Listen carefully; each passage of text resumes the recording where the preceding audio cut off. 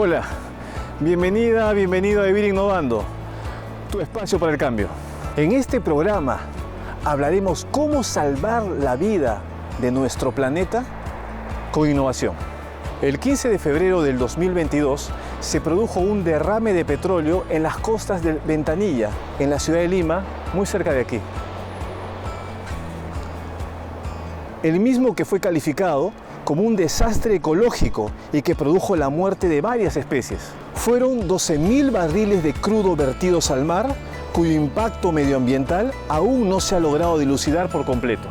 Son este tipo de acciones las que siguen poniendo en jaque a nuestro planeta, las que inclusive estarían generando que, debido a la zoonosis, algunos virus como el SARS-CoV-2 que provocan la enfermedad del COVID-19 estén saltando de los animales a los seres humanos, lo que ha llevado inclusive a muchos científicos, como este de la NASA, a pedir clemencia por esta tierra que es la casa de todos. Es por ello que, con la intención de dar luces de lo que la innovación puede hacer para enfrentar este desafío histórico, es que entrevistamos a un selecto grupo de doctores especializados en el ámbito de la creatividad, para que nos cuenten su perspectiva al respecto.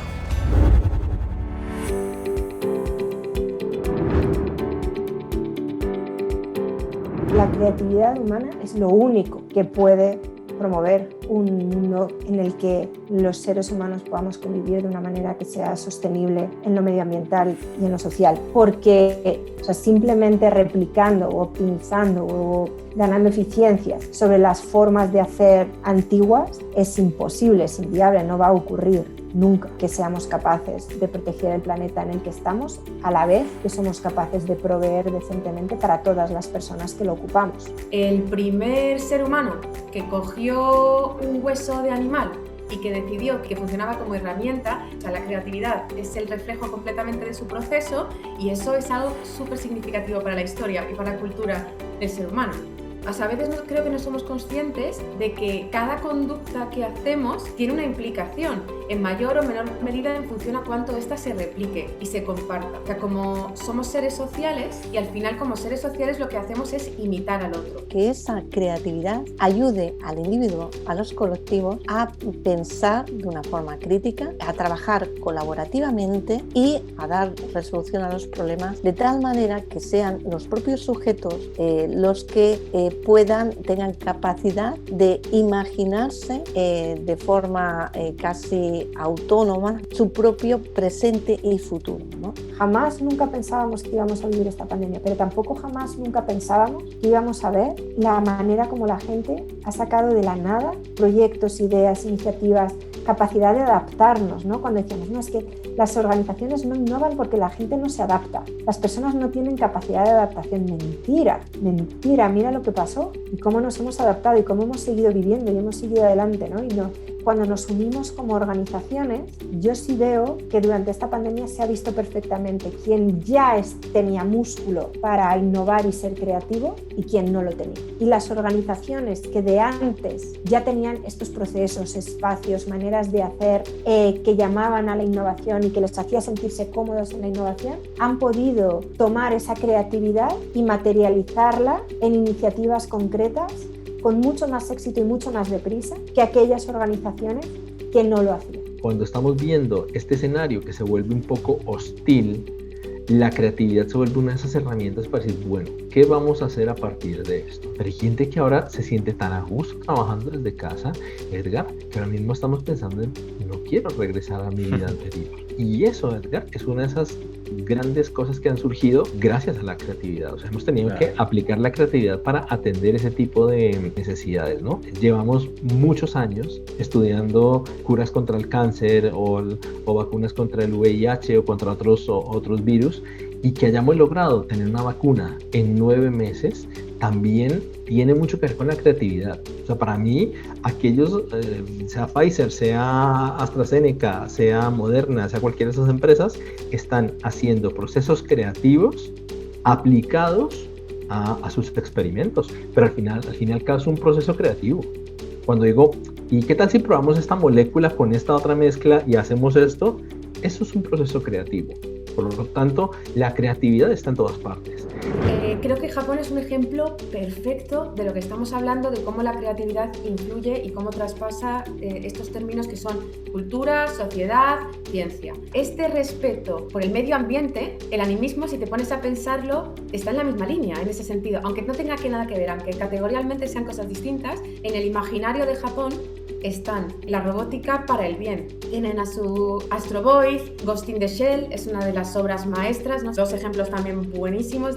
Como que la base es la misma, que es el respeto por lo otro, por lo que no eres tú. Creo que es muy importante el tipo de imaginarios que construimos, esos roles que existen en esos papeles de televisión, que consigamos introducir roles que ya existen en la realidad, pero que no son tan reflejados porque son más minoritarios, por así decirlo, tiene un impacto enorme en la salud mental y en el bienestar social del individuo. Entonces, al final, todos estos imaginarios pequeñitos van creando imaginarios colectivos gigantes que cambian y modifican completamente la cultura. No hay proceso humano que sea de la noche a la mañana. Creo que es paulatino. Creo que sí hay cadenas de televisión, productoras de cine que van haciendo poco a poco sus pininos, digamos, sus intentos de mostrar otro escenario, pero también hay que educar al consumidor. Si el cine de arte se hace para unos pocos y esos pocos siguen consumiéndolo, pues son los mismos pocos que ya estaban convencidos del cambio social. Definitivamente la producción audiovisual educa de alguna forma, ¿no? De una forma informal. Los psicólogos le llamamos aprendizaje informal a aquello que sucede sin que te des cuenta que pasa y que logra un cambio en tu persona y por lo tanto un aprendizaje.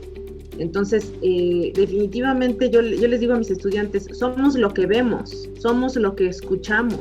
¿Cómo queremos que el comportamiento social sea de otra naturaleza si la producción musical o audiovisual está siendo así? Solo a través de la creatividad, de la innovación, y yo creo que las nuevas tecnologías son un aliado espectacular, solo a través de todo esto vamos a poder proveer para todos a la par que protegemos el planeta en el que estamos.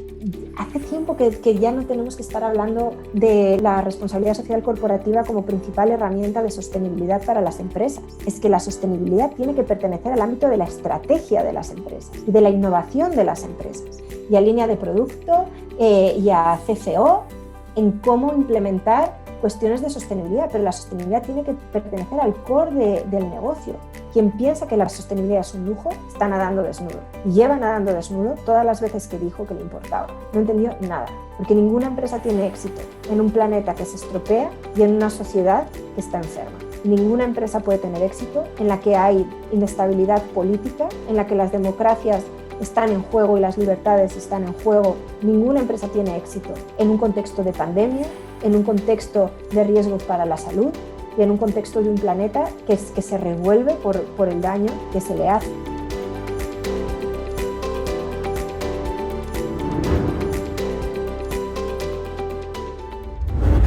Efectivamente, durante la etapa más crítica de la actual pandemia se ha generado mucho dolor. Sin embargo, debido a ella, también disminuyó el impacto nocivo del Homo sapiens al medio ambiente y generó pronunciamientos realizados desde la política, la iglesia, la ciencia, la economía, etcétera, que referían a la necesidad urgente de reinventar la forma como se hacen las cosas en el planeta. Lamentablemente, no ha habido el cambio que se necesita. Y cuando las vacunas evidenciaron su funcionalidad, se impulsó un proceso de retorno a la llamada normalidad, como si es que ello fuera sinónimo de lo óptimo. Recientemente, el Grupo Intergubernamental de Expertos sobre el Cambio Climático señala que nos quedan solo 3 años para revertir el volumen de emisiones de gases de efecto invernadero antes que lleguemos a un punto de no retorno. Es cierto que hay innovaciones que buscan ser paliativos para esta problemática, pero no son suficientes. Si las empresas no cambian la forma como enfocan la generación de valor a través de la innovación, lo más probable es que sea imposible superar esta dramática situación.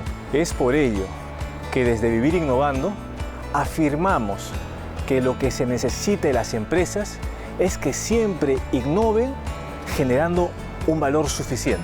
Es decir, que aseguren la generación de valor no solo para los componentes socioeconómicos propios del negocio, sino también para los de orden biológico y físico.